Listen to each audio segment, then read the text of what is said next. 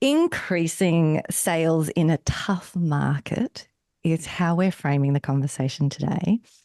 And Derek Mumford, co-founder of Mumford and Burns Consulting, is joining me to kind of bring the skill set and passions that he uses to guide business leaders to build their organizations on that journey. So welcome, Derek. Thank you, Bessie. I'm so excited to be here. This is a Yeah, complete honor. the feeling's mutual. Love you dearly. I'm sure that you, like me, are having many conversations with leaders where people are feeling like the last few years has been quite tough. Like, yes, Yeah. there's a stack of businesses that have done really well. It's not across the board, but a lot of people are really struggling and finding business harder than ever. And so, in this conversation, part of why I wanted you to come into the mix was to help us explore revenue growth within the realities of the current market. So, picking your brain of how do we increase sales and revenue? What does it look like to have effective, marketing and sales strategies? Because I really love and appreciate the relational nature of the way that you approach those things. And so I'm excited to have you on the podcast. And thank you so much for joining us. I think this is something that we and entrepreneurs and sales leaders, it gets so convoluted and overcomplicated because Yeah, the market is just ever evolving and ever changing. And there's always a new trend and something that's getting people attention. And then everyone tries to do that. And we kind of forget basic business principles. So I kind of want to bring it back to that because I it's love really that. about having fun. And I think that's something I've always enjoyed about you, Bessie, is you make business and every interaction with you fun for, those who get the privilege of getting to work with you, but also those that get to be, call you a colleague and work with you. So I'm very excited about this conversation. Picking up on what you just said, yes, there's all the trends and the noise of being distracted of like, what are we going to do? But I have found for myself and those I work with that so often we overcomplicate and get in our own way down to those elements of even just developing out things like that effective marketing and sales strategy piece that I mentioned at the beginning. So, Yeah. can you share some of those like top mistakes that businesses or leaders in particular are making in this area? Yeah, and I think it's, a lot of people they kind of get a little jarred when I say this, but it's really about going back to basics. It's about bringing back the simplicity. Like at the end of the day, it's the simplicity that's actually going to resonate with your intended audience. That's what they're looking for because they're looking for a solution for you, whether it be a product, a service, why they're going to hire your company. The result they're looking for, they're really looking for the simple answer and saying, okay, I have this problem. You're saying you have the solution. You're telling me this is what I need to do to get that solution. Okay, awesome, let's go. And so many people get so wrapped up, especially in marketing with, overcomplicating trends and the reality of the market we're in now. It's a beautiful thing that we have social media because it means that everyone has an outlet and an opportunity to connect with their intended audience. But it Mm. is a double-edged sword because so many people get lost in, you're competing with the cute cat videos, political things that are out there right now and paying attention to so much just noise. And we're trying to compete with that. Like, okay, how do I stay ahead of this? Or how do I do that next big thing? Or, okay, everyone's doing this dance. Should I do this dance and then promote my business? And then it's, you're getting so lost in that it becomes so unbelievably, overwhelming. It becomes so Mm. inauthentic because that's not who you are, what you stand Mm. for most of us. Some people that is their thing. And you know what? That Yeah. is And why then they that do what they works. do. Yep. And that's why they get the views that they do. But if Mm. you're doing it, you're going to get a fraction of their success because, again, that's theirs. You're copying, you're following. Or you might get people engaging, but the wrong people because they're not actually your customers, which is like that piece Exactly. I find funny when it's like, hang on, do you just want the engagement and the likes and the numbers, or do you want to grow your business? Yes, and that's what so many people get lost in is like, oh, I need thousands of views and I need all these likes and I need to get all these comments. And they get so wrapped up in that when those thousands of people could be not one person who can actually buy or use your services, but you're Mm-hmm. just tracing again a trend. You're losing your business. And it's again Yeah. going back to what do you stand for? What problem do you solve? What is your niche? Who is your intended audience? A lot of people, when I ask that question, that's one of the first things I work with clients on is who are your people? And then once we have that identified, it's really easy to find, okay, where do those people hang out? What platforms are they on? What are they looking for? How are they, searching for their solutions? And where are they searching for those Yeah. solutions? Then it's about how am I putting out the appropriate bait to grab those people's attention. So many people, I use this fishing reference all the time, but so many people will cast a wide net because they want to catch all the fish. And then they think that's going to translate to dollars in their bank.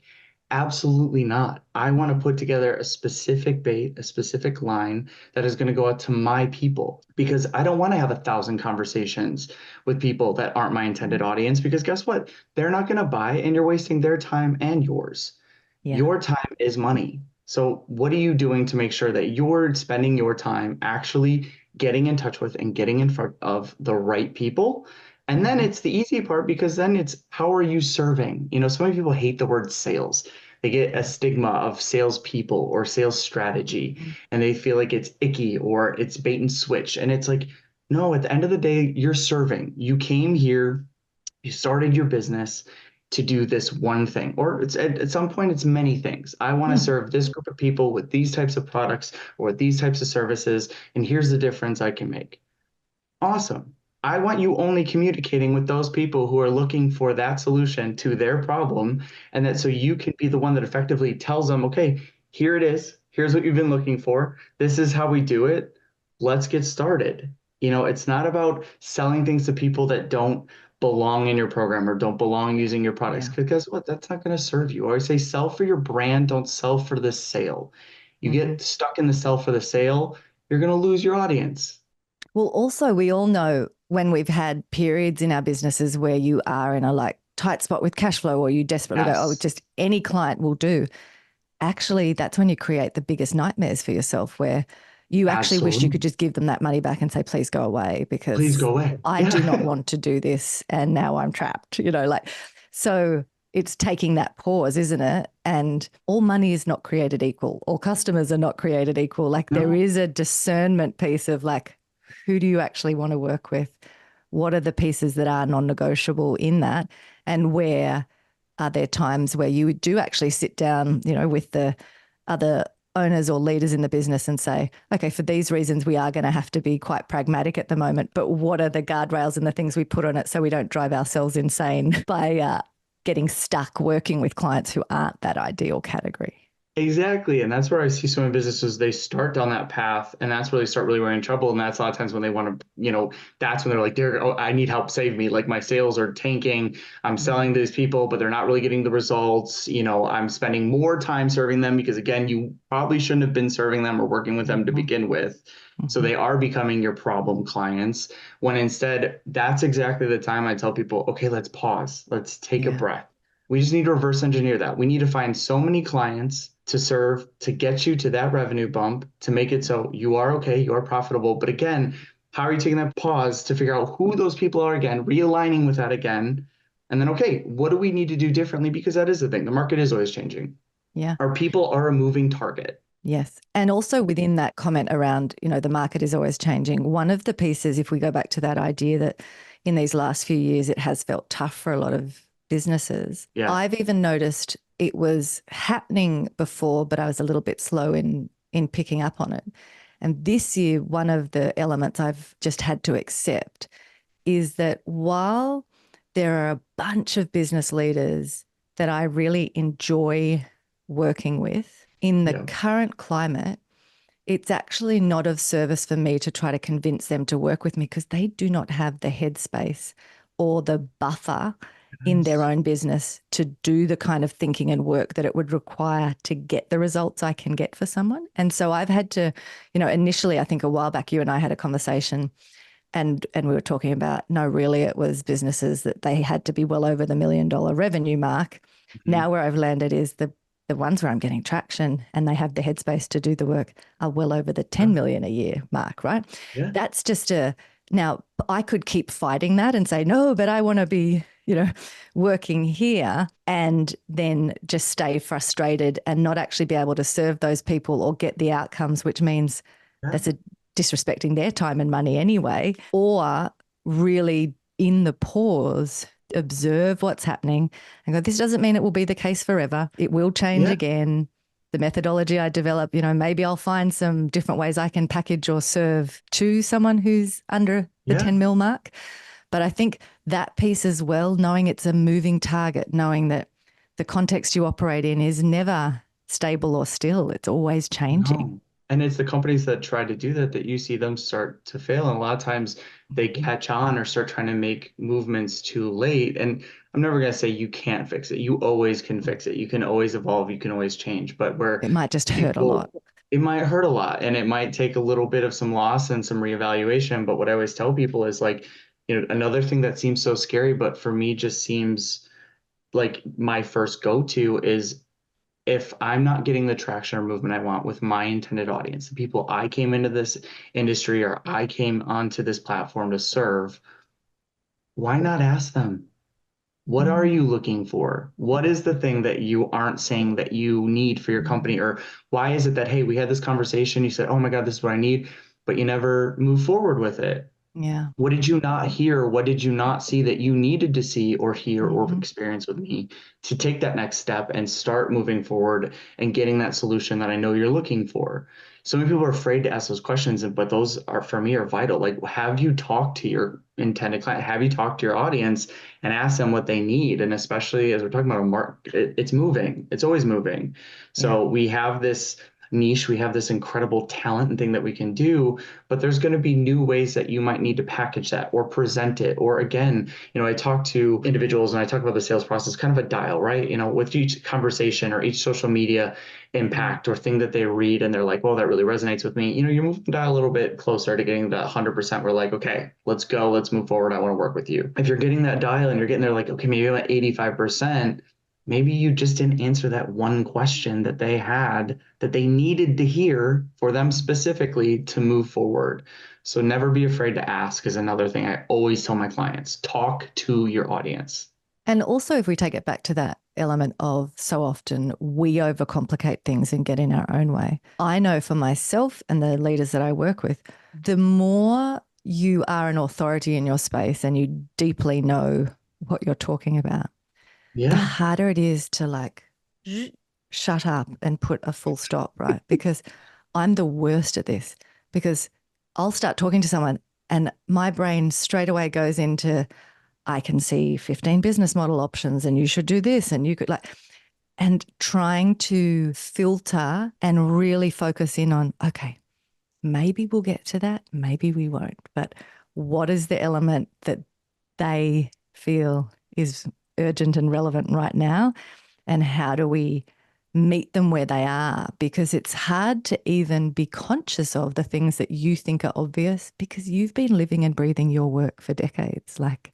So it's new to them. And that piece, I think the pausing and stopping to really tone down and do the full stop of just stop talking. So yes, ask the questions, but then you don't have to layer everything Wait in. for their answer. So many people get so nervous in that silence that they're going to try to direct the conversation again, or you might say something that completely derails where their mind was going, where they might have just then answered that question. And Bessie, that was so brilliant to bring up because that's something like one of my first teachings when we start talking about, consultations and conversations, whether you're in boardrooms, you're in one-to-one, you're over Zoom. I want you speaking the least. And that is so hard for entrepreneurs to do because it's like, I want to tell you how amazing I am and how great this thing is and how this is going to change your life. And if I don't tell you everything I can do for you, then you're not going to buy from me. When it's quite the opposite. A lot of times entrepreneurs, they overwhelm you. They give you too much information so that you put them in a space of anxiety and, they're not psychologically then in a position where they're ready to make a buying decision. Yeah. Instead of you going in the consultation, they're there because they clearly, if they're in a conversation, they're interested. You clearly offer something that they are looking for. What your job in that consultation is to hear what their problem is, diagnose it, because a lot of times they've never even had that problem diagnosed for them by a professional, provide the solution. If you do those three things, you will get the sale every single time. The more you can simplify it, everyone else is overwhelming them. Them is flashing ads showing them everything they can do and how, you're going to get this, but then you're also going to get this, this, this. It's all the add-ons, right? When really they came to you, I need this one thing, and you need to tell me how you're going to do this and how it's going to affect me, my business, my family, and those I impact. Yeah. That's what they're looking for. And that's what all you need to do. Yeah. There's also, I think, the other extreme. So yes, there's the element you talked about of either someone can feel nervous in the silence or they're so keen to say, here's what we can do and sort of layer in what they're offering. But I do think there's also the flip side of that, which is in the vein that we're talking about today in terms of wanting to see sales as serving. It's in the vein of, oh my gosh, I can already see how you can fix this. So we go into already solving the problem in that Yes. conversation. And that I'm guilty of that all the time. I'm definitely not someone who will oversell. In fact, I'll often just accidentally give you everything and then go, whoops, okay, didn't sell anything and just told you what you should do.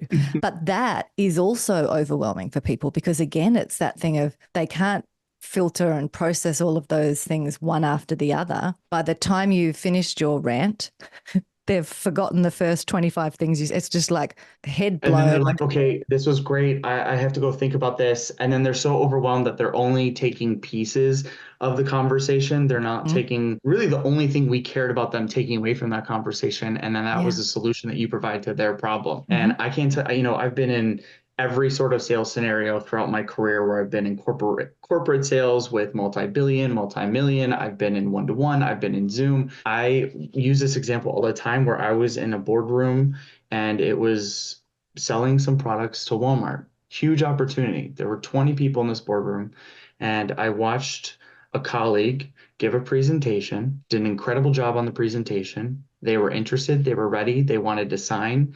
And because they got so nervous, they kept talking and they actually talked themselves out of the sale. And I've seen so many people do even in conversations. I've been in meetings where I make the presentation, I provide the solution. We sit there in silence for a couple minutes, but guess what?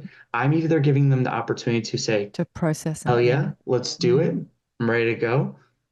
I had this one lingering question. I want to ask this one lingering question without you. Again, I don't want you Preempting.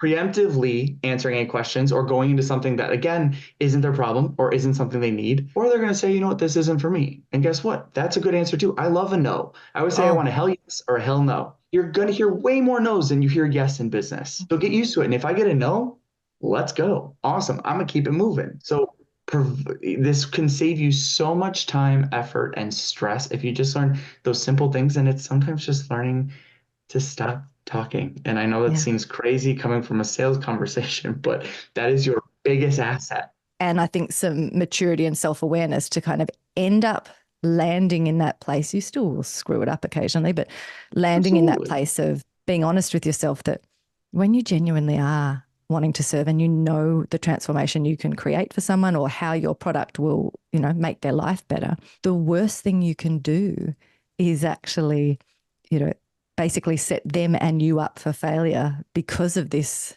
overcomplicating or framing something incorrectly. Absolutely. 100%. I would say, sales is an energy transfer and you're there to, tell them what they need and provide the solution that they came to you for. But really, they're trying to decide more than anything. If you're the one that they want to work with, if you're the person that they want you to take you from, okay, here's where I am, this is where I want to be. Do I want to get in the car with you? And by you really taking the stress out of that sales conversation and really just going in, like you just said, with that serving mentality, then you can just show up and give that energy and they can feel that and enjoy that and be like, oh my God, this is what this is going to feel like. If you give them that nervous, anxious, I need to tell you everything energy, guess what they're going to receive? That energy. And then they're going to come And back now at they're you with that nervous energy. and anxious. Yeah. Exactly. So it's something that, I would say something you said earlier that I always say, I don't want you worrying about it with entrepreneurs is you can't over give. If it's something where you really come and you're there to serve and you're providing, even if you tell them what they need verbatim, this is the solution. That is a small fraction. That is the tip of the icing of what you're actually going to do in the time that they get to work with you. Because it's okay, here's the solution. I need to now get there. And that's the hardest part. And that's why I'm hiring Bessi. So, but by you doing that, a lot of times they're not getting that from people. They're not getting the truth. They're not getting that authenticity, that realistic, just straight up answer to this is what I need. So I would say, like, don't worry about giving that. Just if that's what they need to hear, give it to them. Because again, that's only a small piece of what you're going to do with that person. And that's going to differentiate you from everybody else that was like, okay, I'm going to tell you a little bit what you need, but not give too much of the milk away for free, because then you're going to go to Mm-hmm. somebody else. Or you're going to look for something cheaper. No, they've never experienced that. I can guarantee you. I've been in, at this point, hundreds of thousands of sales conversations, and every single person is used to bait and switch. That's why they don't like sales. So when you come in and I'm serving, they're like, whoa, this is refreshing. I want to work with you. I've never experienced this. This sounds fun. This sounds enjoyable. And I like you because I now trust you because you weren't trying to hide something from me. So, what is your advice when people are feeling in these conversations around how do we actually increase sales in this tough market? If they're up against competition that's actually promising things they can never deliver, but Mhm. getting the attention of stressed and overwhelmed customers who are going, oh, I'm stressed and you're saying you can like fix this, or that you'll just come in and magically solve my problem if I spend a fortune with you. What is that dance? So yes, there's the sales as service. Yes, there's you can't overgive. But how do you break through some of that to create the relevance and urgency with a customer so that they can see the distinction between the depth and quality Yeah. of what you're offering versus that loud but, urgent noise out there? And I would honestly cop that up to, and that's where the relationships come in. I am a relationship based sales coach, sales provider. It's what I do with my clients. It's what I've done Mm, with huge corporations. It's what I've done with individual entrepreneurs. For mm, me, that is what everyone's looking for, especially now, especially with all the noise. There's a lack of trust. There's a lot of things happening. It gets their attention for 3 seconds. But really, when it comes to your point, spending, tens of thousands, hundreds of thousands of dollars, gosh. they're looking for who's actually investing in me, who understands me, who is Mm, bringing a specific solution to me. And that's when I yeah. tell, people in your situation that have an incredible service and have an incredible track record, but you might be getting, drowned out, at least in mass media, Mm, with mm, the big companies who have the huge budgets, who are just flashing in your face all the time. I always say that's where your job is, just to, again, targeted marketing. I want you specifically reaching out to that person with a specific intention, with you mm, providing the solutions that if you know they're following that person, if they're seeing that stuff, because they need some of the things that they're offering. Now it's your job to go in there and be like, okay, what specifically do you need? How do I tailor this to you? I'm Bessie. This is what I do. This is my track record. Build a real relationship. I think something that my clients always really appreciate is I work so hard in developing sales systems that count on and build recurring revenue. I yeah, which want is so at important. least 50% of your revenue to be continuous clients at all Mm, times. And I want that to continue to scale. And to do that, it's based off relationships. yeah. I'm not selling. I am building a relationship and I'm serving mentality with these individuals. And that's really the difference. And that's what, so many people, again, like you were saying, they get lost in it. And guess what? You might get a hit. You might get a viral video that goes out there. Awesome. And you get really excited and you get thousands of likes and you get all Mm, these comments. How much money did you get from that? yeah. I know entrepreneurs who have millions of followers. I know entrepreneurs have 5,000 followers. They get 10 times the business Yeah. off their socials, because guess what? Those 5,000 qualified buyers. And also being clear on what you're actually trying to achieve. Because when we're overwhelmed and there's so many things we could do and feel like we should be doing and all the demands on us, one of the big elements that I always try to help people build in through doing a bunch of the foundational work is I talk about it as they're the filters for your decision making, right? So Yes. if you can't, in amongst having different team members or different people saying, we need to do this and we need to spend money here,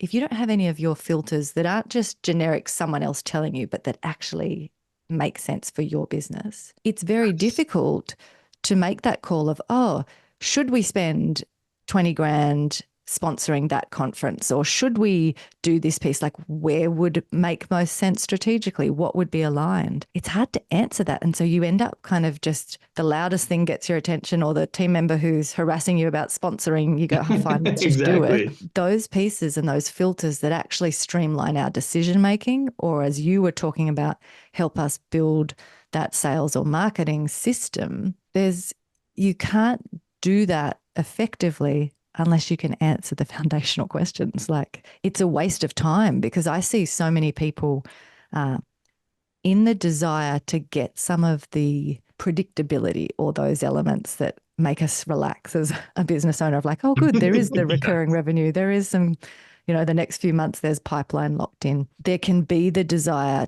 to want to flip too quickly to the automation of a system or a process when we haven't actually had enough iterations to refine that and see what works for us.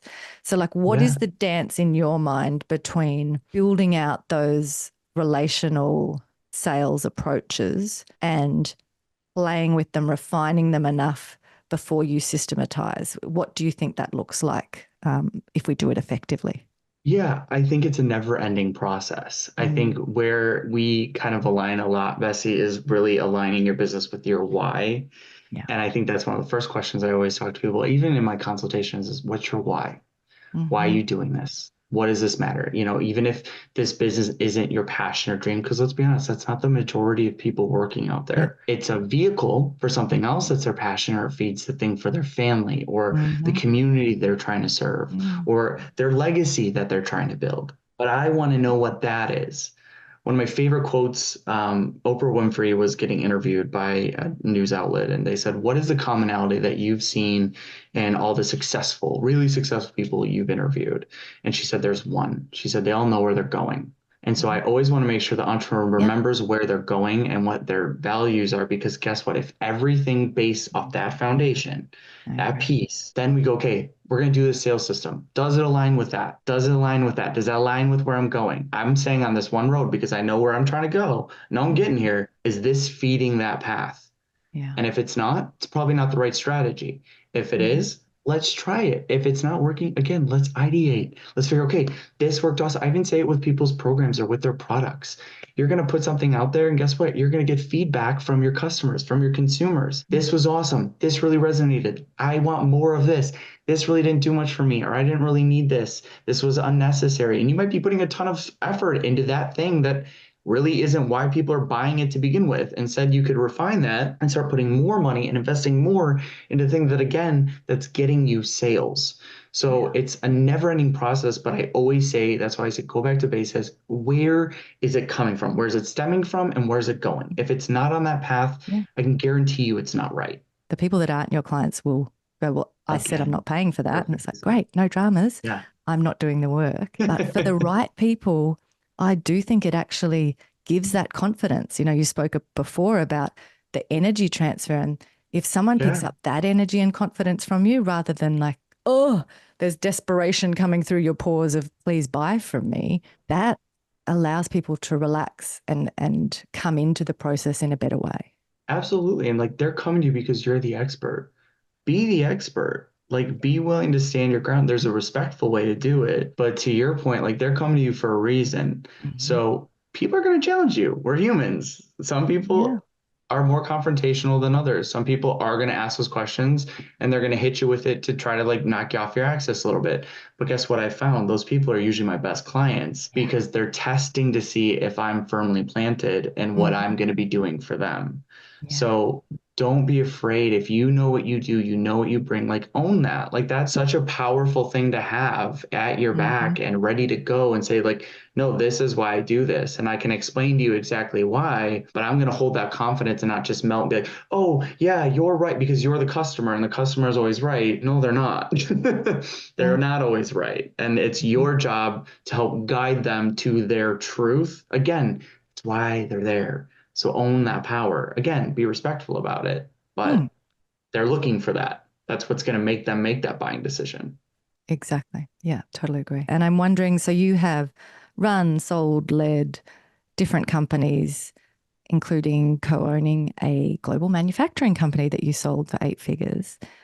I would like to know, what are those lessons or the things that for you are front and center in your mind now as you start a new chapter in your next business that you've now just co-founded? What are those pieces that you're focused on? Because if you're focusing on it, then probably we should too. I would say, and that is a great question. I think something that I'm really focusing on this go round is maintaining the fun and maintaining the balance. I think that's so essential and something that is so lost in a very work-driven, economy, especially, I come from the US and it's work, work, work, and you live to work. And then when you can, you Yeah. play. But really, it's the balance I find is the most successful individuals, not only in life, but in business, are the people who have made that a seamless piece of their identity and who they are instead of it being something, okay, I need to obsess and give everything to work. And then I will get to enjoy this when. There's always a when, right? There's that peak. And it's just like something I work with my clients on.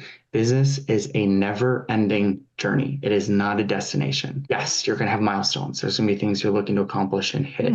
But what's going to make it so you hit those milestones and you don't experience that burnout that so many, let's be honest, in this market are experiencing, and you're seeing businesses close their doors at a very rapid pace again. Yeah.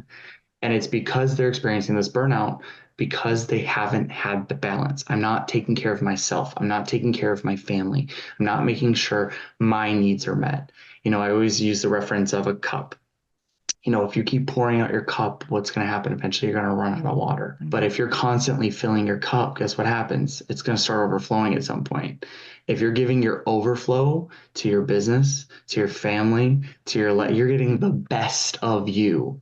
Yeah. So for me, it's been about enjoying what I do. And something I've done so differently this go around is I choose my clients. And I know that's a luxury, and I'm not going to sit here and act like I'm the it's same. not. Yeah.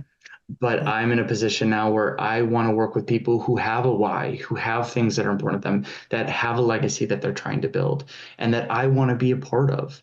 And so I'm sticking to those laurels and I'm sticking to those principles. And I think that's something that a lot of entrepreneurs lose in those moments that, let's be honest, we all hit them. I hit them. I've hit them multiple times in my career, where you get those desperation moments where it's like you're just going to grab at whatever you can get.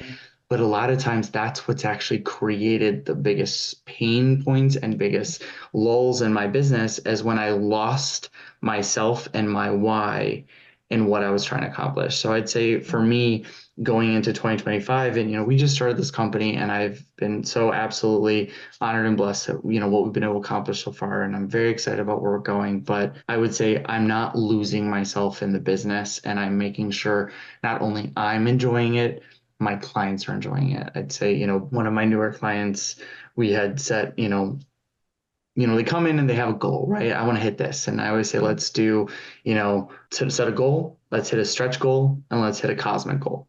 And let's see where we can get based off what we try to accomplish. Client who already hit their stretch goal for the end of this year and going into 25, it's looking like we're going to hit the cosmic. And it's really because we went back to the basics. We went to the why. We realigned everything. We realigned her team with what they were trying to accomplish. And now they're on board and they're excited and they're pumped up and they have a clear direction. And so for me, it's like, let's bring the fun in, because when you enjoy it, you're gonna find so much more success. So I'd say that's kind of the big difference for me this go around, where, manufacturing was an incredible experience. I loved every second of it. I don't take that for granted. It's gotten me to be in this position now, but it took a lot of hard lessons. And I'm now taking those lessons like, hey, I've been there. I've done these things. I've made these mistakes. Let's try to avoid those so that we can, again, how are we having fun today? What are we doing to move the business? How are we moving the needle, but how are we having fun doing it? I love the way that you've described that, because I think a lot of people who have been in the game for many, many years, if not decades, can relate to that and are in that phase where, even if the last few years has been difficult and there's a need to refill the war chests and get the buffers back in the system and cash flow and stuff happening, when you have been in a good rhythm before, when you have run the business and it's been working, rest into and trust that, like, you can rebuild that.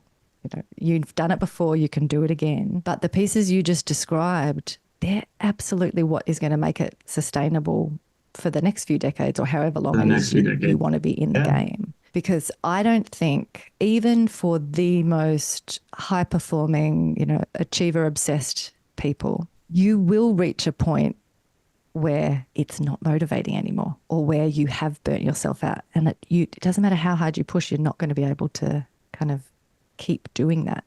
And so asking these questions and rebuilding from those solid foundations and from the basics that you're talking about, I really am hoping that in these next few years, more and more people come at business from that place rather than just freaking out and avoiding it until it's too late. And then they have to make those massive changes that are going to be super expensive and super damaging to the business because they've waited too long. 100%. And something I always say is like, ask for help. I think that's something that's so hard for entrepreneurs, and was something I was very guilty of, especially early on in my career, was I had to figure out all on my own. You know, this is my problem. I got to do this. This is my responsibility. And I would kill myself trying to figure this out, instead of when I finally started listening and looking for mentors and looking for people who had answers to my problem. The thing that I love about the entrepreneurship world, and if you're part of this, I hope you've discovered this by now. If not, please reach out to Bessi or myself and ask, and we'll try to help in any way we can with this. Get into circles, because entrepreneurs love to help other entrepreneurs. And I think that was something I found so amazing and refreshing about this community, is we have been there. We do understand. You know, so many times I talk to people that they go to their friends or their family and they talk about what they're going through, and they just don't understand. It's not their fault. They try to, but they don't get it. And they're not the people to listen to, because like something doesn't work once and they're like, oh, please tell me you've got a plan B. You're going to move on. Yeah. Like, don't. Maybe time to update that resume. And you're like, no, that's not what I need to hear right now. No. And it's, you know, entrepreneurship is this. It will always be this. So you got to make sure that, you know, when you're experiencing those peaks, enjoy those peaks. When you hit those lows, you need to have that why and that back, you know, of that understanding where you're going to go. That's what's going to pick you up.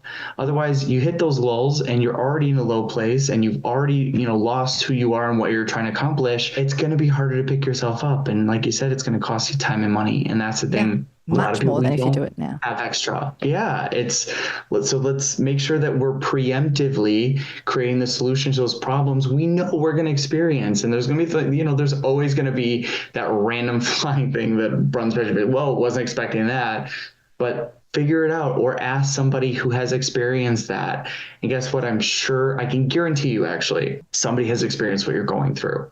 Yeah. You just got to ask. You know, we are in our own lives, we're in our own heads. So you're not getting a full 360 view of what's going on or what you're experiencing. And that's why bringing an expert again, or bringing in somebody that can help you with that, they're coming in with no blinders. They're seeing exactly for what it is, so that they can say, okay, awesome. We got to do this, this, this, this, and this is how we're going to get to that next point. And a lot of times it's like, I've seen people like you watch them take that like giant exhale where it's like, oh.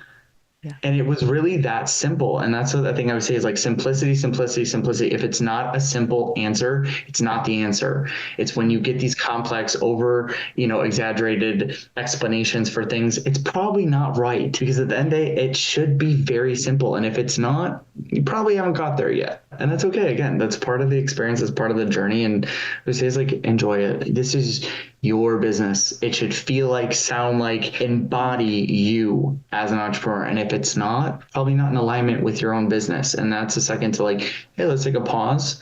Let's get there. And then guess what? Those steps forward are going to be actual steps forward, instead of you might be bouncing off the wall, zigzagging, going the wrong way, having a back pace.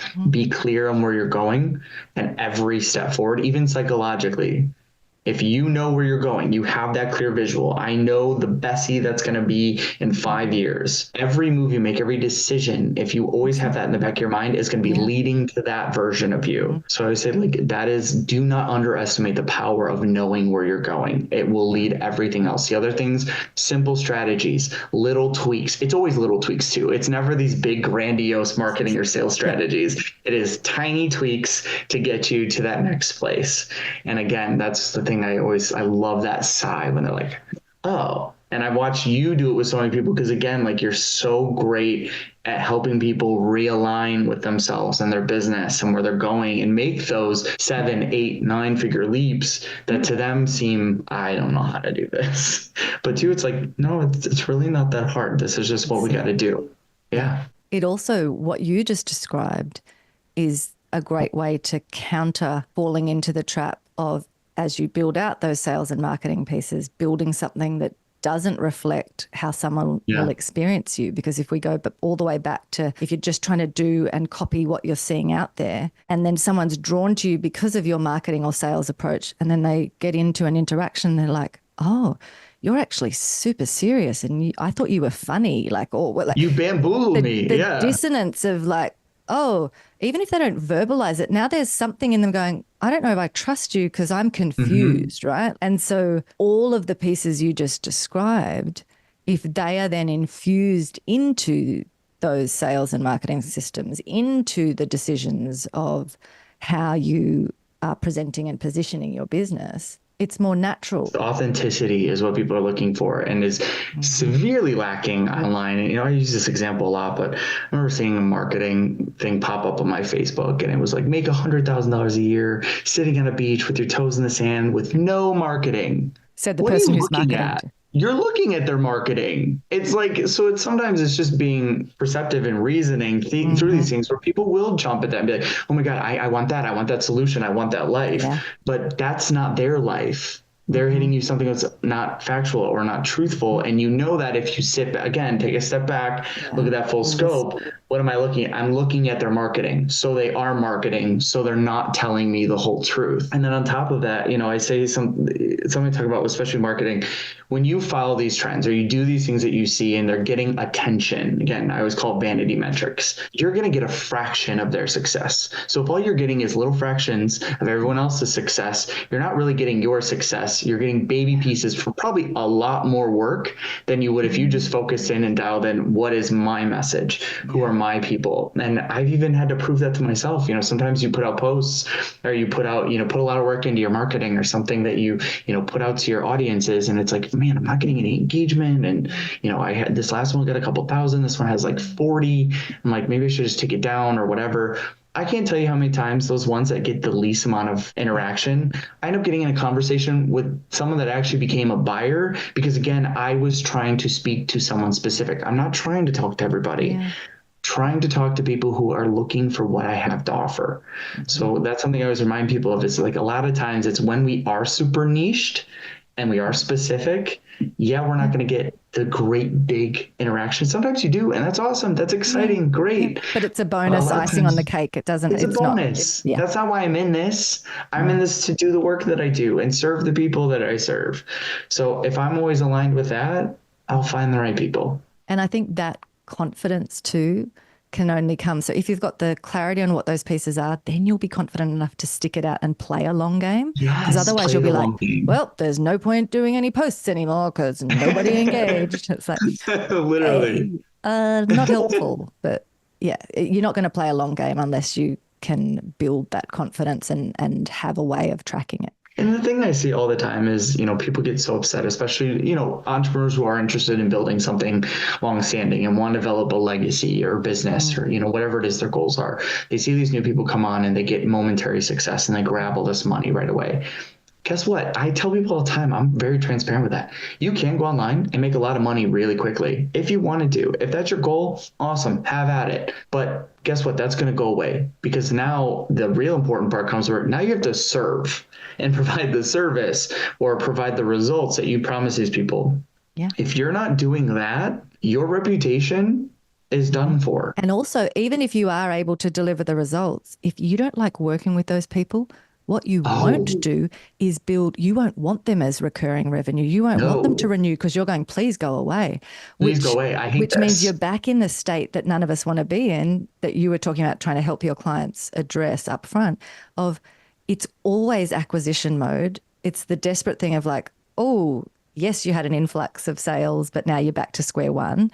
And you don't want to encourage or re-invite those same clients because you didn't enjoy working with them. So like it's the opposite of helpful. Oh, absolutely. And that's what I say, to entrepreneurs, like make sure you love what you're doing. And if you don't, adapt, change. If you do something and you put together, I can't tell you how many times people have started with one program.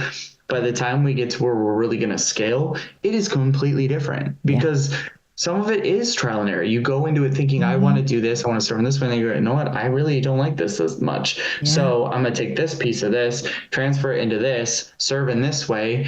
And then guess what? When you get to that place, that's when the hyper success happens. That's when you get in alignment with that. You're going to feel it, meaning you're going to have that drive and passion for what you're doing. Your clients are going to feel it, which means they're going to get the results that you're looking to give them, meaning reoccurring revenue, meaning awesome reviews, meaning long-standing fans who are going to continue to feed and build this incredible legacy and thing you're looking to, go do moving forward. So I would say, like, don't be afraid to adjust. I highly encourage it. Truly, this was like a perfect flow for me, because I think the two things in my head, I was like, I really want to hammer in simplicity, relationships, and alignment with yourself, and making it, again, fun. And I think those are the three things we really focused on. So, I would say, like, don't overcomplicate. I don't want to overcomplicate this either. If you take nothing else from this conversation, how are you doing this simply? What is your why? How are you in alignment with what you're doing? And how are you enjoying what you're doing? And how are you building long-standing relationships? Because the relationships are what are going to drive your business. Yeah, absolutely. And Derek, if people want to get in touch with you or reach out, what are the best ways for them to do that? Awesome. If you want to check us out, we actually just had our website go live. So it's mumfordburns.com. And then otherwise, Derek Mumford on Instagram, Facebook, LinkedIn. Send me a DM, say hi, or, I'll be checking out these comments as well. So if you have any questions or want me to talk to you about anything else or highlight more of what I, kind of meant by something, please reach out. Perfect. So we will share links and bits and pieces, but do connect up with Derek, and always worth a chat if you want to explore what it might look like specifically in your business. So thank you so much, Derek. Appreciate your time to share with us today. And hopefully everyone's feeling a little bit more comfortable of simplifying things, going back to basics and starting to see the impact of that over time in their sales. Absolutely. No, this was an absolute pleasure and a blast, and always happy to support Bessi. If you're new to Bessi as well, please check her out. Incredible human who does incredible transformations for business. And if you look at her track record, it's pretty incredible. I've met very few individuals like her. So excited to be here. It was a very big honor. Thanks, Derek. Appreciate it. And looking forward to seeing you in Australia in February. Absolutely. I'm so excited.